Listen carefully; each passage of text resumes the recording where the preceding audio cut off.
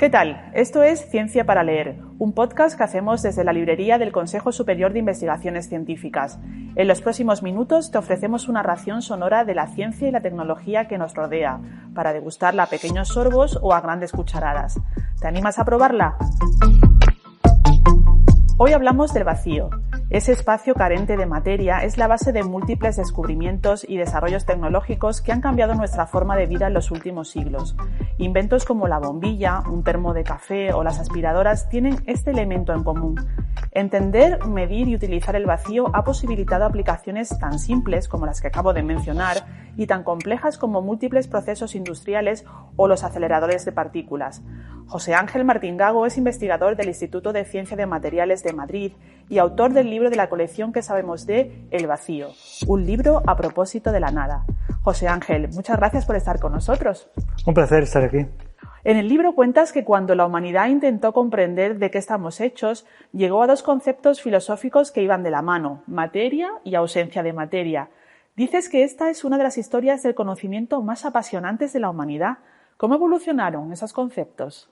Se comenzó en tiempo de los pensadores griegos, Aristóteles, Platón, Demócrito, pues todos ellos empezaban a pensar en si podría existir el vacío cuando no había materia. Entonces ya ves que van de la mano un poco, ¿no? O sea, la materia por un lado y la ausencia de ella es el vacío. Y fíjate que los Aristóteles y compañía empezaron a pensar que era imposible que hubiera vacío. Y eso es lógico, porque, por ejemplo, entre tú y yo, algo tiene que haber. Y entonces, si quitas ese algo, pues enseguida va a haber otra cosa que lo llene. Como un granito de arena en un castillo, que lo quitas y enseguida cae y se llena ese espacio, ¿no?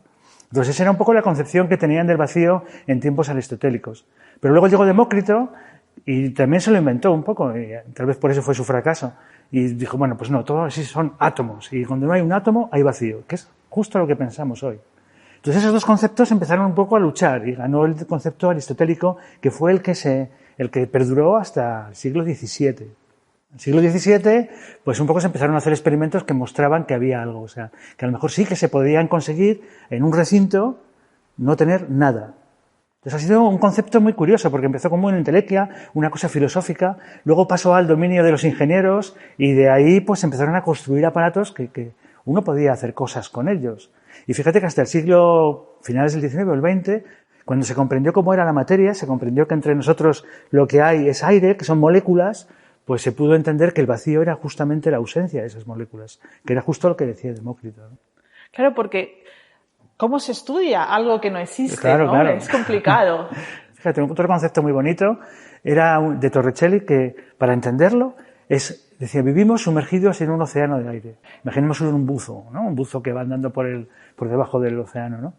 Y entonces tiene el peso de todo el agua encima, ¿no? Y ahí lo entendemos muy bien, que tienes la presión, que te está apretando y todo esto. Pues lo mismo nos está pasando ahora a nosotros. No nos damos cuenta, pero el aire es un fluido y nos está apretando por todas partes. En realidad, estamos viviendo en ese océano de aire. Entonces lo que tenemos que hacer es tener un recinto, quiero decir, que lo vaciamos. Sacamos las moléculas y entonces tenemos vacío. Y mira, para que veas un poco la evolución. Fíjate, se dieron cuenta que tú tenías un filamento, pasabas una corriente eléctrica y se iluminaba. Pero eso duraba nada, porque enseguida se quemaba el filamento. Entonces esta gente empezó a decir, bueno, pues ¿qué pasa si lo meto en este sistema de vacío?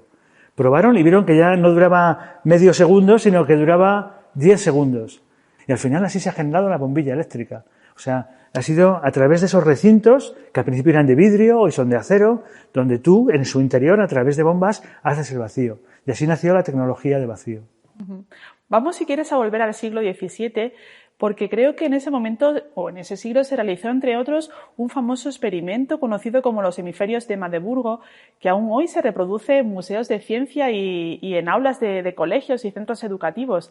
¿En qué consiste? Fíjate, para entenderlo, imagínate una naranja, ¿vale? Una naranja y la partes en dos partes, ¿vale? Pues si ahora quieres unirlas, pues es imposible, se te caen, ¿no?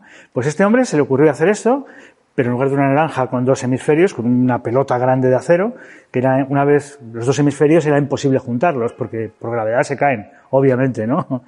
Pero entonces a uno de ellos les hizo un pequeño agujero con una válvula, la abría para hacer el vacío. Con esas bombas que le había construido, vació los dos hemisferios, sujetándolos. Y entonces cuando ya cerró, en vacío se sujetaban. Pero no solo se sujetaban, sino que puso tirar de uno a un tiro de caballos hacia un lado y otro hacia otro. Y era imposible separarlos. O sea, para que veáis la fuerza de ese océano, ¿no? Pero fíjate que ese fue el primero de los experimentos, porque luego también Robert Boyle y muchos otros, cuando aprendieron a hacer vacío en esos recintos cerrados que decíamos, pues era casi un entretenimiento, metían una paloma y luego hacían vacío. Pues claro, veían cómo la paloma agonizaba delante de ellos y no sabían por qué. Simplemente veían que se ahogaba. Y claro, parecía magia, ¿no? Pero ponían una campana y no sonaba. Pero sin embargo, un campo magnético sí que la brújula funcionaba igual. Entonces empezaron a meter cosas en vacío para entender la naturaleza de lo que estaba pasando ahí porque no tenían ni idea, porque no se conocía todavía la materia. Claro. Y bueno, una vez que se identifica y se mide, has hablado de la bombilla, pero ¿cuáles son los primeros hallazgos en torno a este concepto de vacío?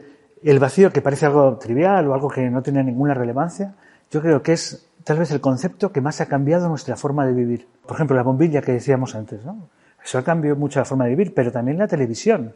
La televisión nació gracias a que los primeros tubos esos de televisión que había anteriormente, no sé si recuerdas, bueno, yo soy mayor y a lo mejor lo tenemos visto. Sí, las teles esas que tienen un tubo que cuando apagaba se quedaba un puntito verde en el medio. Eran equipos de vacío, eran pequeños aceleradores de vacío, ¿no? Pero no solo la televisión, también la electrónica. O sea, hoy tenemos electrónica de estado sólido, que se llama, pero la primera electrónica eran válvulas de vacío. También, hablando de antaño, mi abuelo decía, esta radio es de válvulas. Los robots, aparatos quirúrgicos, el envasado de alimentos, la succión en una fosa séptica o los aceites de los coches. O sea, hay cientos de utilidades que están hoy día en nuestro día a día y que dependen esencialmente del vacío. Sin hablar de la ciencia, eso son tecnología, pero además la ciencia ha evolucionado muchísimo. Ajá. Bueno, nos ha llamado la atención, después de todo lo que además está refiriendo, un dato que aparece en el texto, y es que el vacío está relacionado de una forma u otra con más del 80% de los premios Nobel de Física que se han otorgado hasta el momento. Y sin embargo, directamente no hay ningún premio Nobel, ¿no?, con respecto al vacío. Comentas que es como la sal de la tecnología. Y es verdad, me hice esa cuenta, empecé a ver los premios Nobel y un poco el título por qué se le habían dado, o sea, es muy aproximada, por supuesto, pero fíjate, entre gente que usaba directamente el vacío, entre descripción de la materia que necesitaban equipos de vacío y demás, pues casi conté que más o menos el 80% de ellos son así. Es decir, que está en todas partes, aunque no lo sepamos, y es lo que te posibilita sacar el gusto a ese experimento muchas veces, ¿no? Ya hemos mencionado algunas aplicaciones de las que nos has hablado, pero me gustaría que nos explicases cómo funciona, por ejemplo, un termo para mantener la bebida o la comida caliente, porque es verdad que compramos mucha tecnología y no sabemos cómo funciona. Fíjate, tú tienes un vaso, ¿no? Entonces tu vaso se enfría porque está en contacto con el aire. Y si el aire está frío, pues se enfría antes, ¿no? Pero entonces la idea es muy tonta. Yo tengo un recipiente, un vaso, y lo meto dentro de otro vaso. Como las muñecas rusas, que metes una dentro de otra. Y en el espacio entre los dos voy a hacer vacío. Entonces ya no hay aire que enfríe, digamos, tu café o tu sopa o lo que quieras poner ahí. Pero esto que parece algo muy del día a día y algo muy simple, llega a una sofisticación muy elevada, porque hoy día el nitrógeno líquido se emplea en muchísimas cosas en tecnología. En hospitales, para muchos equipos médicos que necesitan, en investigación muchísimo, en imanes superconductores. Y eso, el nitrógeno líquido, tienes que mantenerlo a temperaturas muy bajas. Y la manera es hacer, digamos, un termo mucho más grande, mucho más especializado y también usando este vacío que hay entre dos recipientes para que no haya contacto térmico entre ambos. Bueno, y si hablamos de plano científico, el Laboratorio de Física de Partículas, ubicado en Ginebra, yo creo que no sería nada sin el vacío, porque su gran colisionador de hadrones, conocido como LHC, se basa en el vacío, ¿verdad? Efectivamente. Fíjate que ahí lo que hacen es que tienes una partícula que va a viajar a velocidades muy altas, casi la velocidad de la luz. Esa partícula no puede chocar con nada. Entonces, si hay aire, si hay moléculas por allí, pues choca con ellas y se pierde. Entonces, tienes que ser capaz que en el recorrido que va a hacer esa partícula no se encuentre con ninguna otra que esté por ahí perdida. Y eso es vacío. Es tan importante para ellos que han desarrollado mucha tecnología, nuevas bombas, nuevos cierres para poder llegar a las presiones tan bajas. De hecho, tienen el récord del mundo en la presión más baja. Vaya. Y los equipos de vacío también pueden contribuir a conocer el espacio exterior sin salir de nuestro planeta. ¿Y cómo se consigue esto? La manera natural de conseguir vacío es subir, irnos fuera, empezar a subir. Entonces, el espacio es un gran laboratorio de vacío. Entonces, es muy importante para dos cosas. Primero, para comprenderlo. La ciencia básica, toda la ciencia que se hace para estudiar el espacio en todas sus formas, desde la estructura del universo, lo que es el sistema interplanetario, los planetas, todo eso necesitan saber y comprender un poco el vacío porque es el medio en el que se mueve. Y por otra parte, nosotros cuando preparamos una misión espacial, pues también necesitamos saber el vacío, porque si vamos a Marte, en Marte hay mucha menos presión que en la Tierra, es como también vacío. Esos aparatos tienen que funcionar en la atmósfera marciana, o si queremos ir a la Estación Espacial Internacional. Y en vuestro instituto habéis fabricado una máquina que creo que es única y se llama Stardust. ¿Qué finalidad tiene? Ha sido un diseño que hemos hecho entre nosotros, nuestro grupo, un grupo aquí también en el Instituto de Física Fundamental y otro en el CNRS, y es una máquina que permite simular un poco cómo muere una estrella. Entonces la estrella, cuando muere, emite material al universo, ¿no? Emite materia. Esa materia pues tiene un viaje desde la cercanía de la estrella hasta el espacio interestelar, ¿no? Y en ese viaje lo intentamos reproducir en una máquina que hemos creado que tiene como 8 metros de largo y ahí pues generas esos átomos, vas viendo cómo reaccionan entre sí con las moléculas del gas circundante y cómo al final esa materia se escapa hacia el espacio, hacia el universo para dar lugar con el tiempo a otros planetas, a la vida, al fin y al cabo, ¿no? Aquí tenemos una máquina en la que el vacío se utiliza para simular condiciones que pueden ocurrir en entornos alrededor de las estrellas. Bueno, y eso es el aquí, el ahora, pero también en el libro miras al futuro y relatas que hay proyectos, cuanto menos, por lo menos para mí, fascinantes, porque dices que podrían conseguir que nos desplacemos a más de 1000 km/h por tierra. Las ciudades a principios del siglo XX, y es una cosa que yo me enteré precisamente preparando este libro, tenían muchas de ellas como una especie de arterias de canalizaciones para transportar documentos. Eso era succión por vacío. Entonces, esa succión, imagínate que la haces a gran escala. Entonces, en muchas ciudades se hizo a escala de la ciudad, ¿no? Y Praga fue la última en tenerlo hasta las inundaciones del 2002, que se le estropeó esta red que tenía, esta arteria de conductos. Y transportaban el correo. ¿Por qué no hacer lo mismo, pero en lugar de meter billetes, meter personas? Escalar el tubo para poder transportar personas. Una especie de metro por succión, con lo cual sería más económico, tal, y haciendo los cálculos, le salían que podríamos viajar a velocidades mayores de 1000 km/h. Y este proyecto se llama Hyperloop. Entonces ya se han hecho pruebas, se han hecho alguna prueba en el que hay personas que han viajado a 400 km/h. Que no está mal. Que no está mal tampoco.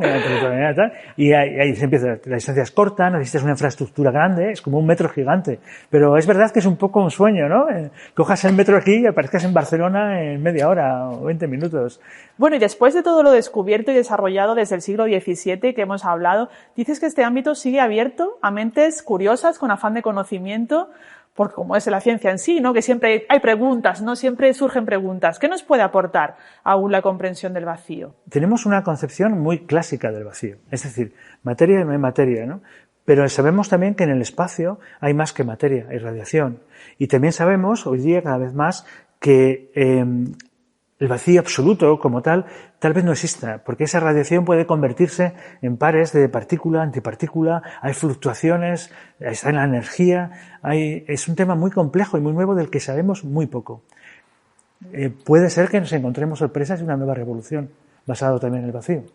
Bueno, pues esperemos a ver qué pasa. La contraportada. Ahora te voy a proponer un pequeño desafío, que nos cuentes en un minuto qué encontrarán en sus páginas los lectores y lectoras de tu libro.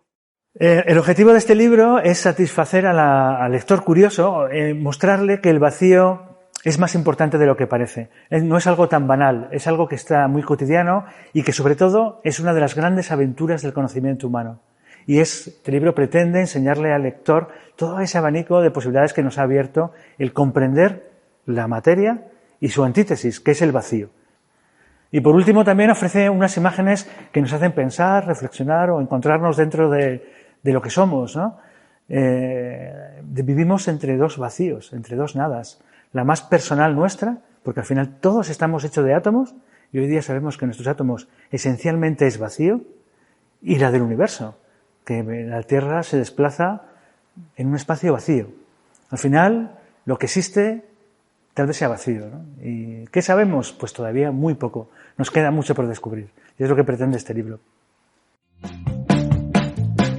¿De qué sirve la ciencia si no hay entendimiento? Además de tu carrera investigadora, te dedicas a la escritura y a impartir charlas de divulgación.